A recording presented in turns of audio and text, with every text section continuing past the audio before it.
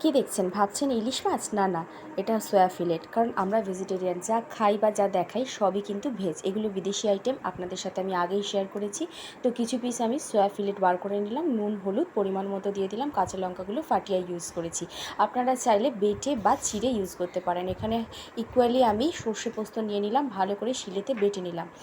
এবারে আমি বাটা মশলাটাও দিয়ে দেবো আর শিল ধোয়া একটু জল দিয়ে দেবো আর বেশ কিছুটা পরিমাণ কাঁচা সর্ষের তেল দিয়ে একদম কাঁচা মাখিয়ে নেবো। ভাপা বলুন বা ঝাল বলুন, এভাবেই আজকের আমি বানাবো ওভেনে। এটা কিন্তু ভীষণ সুন্দর খেতে, অথেন্টিক টেস্ট।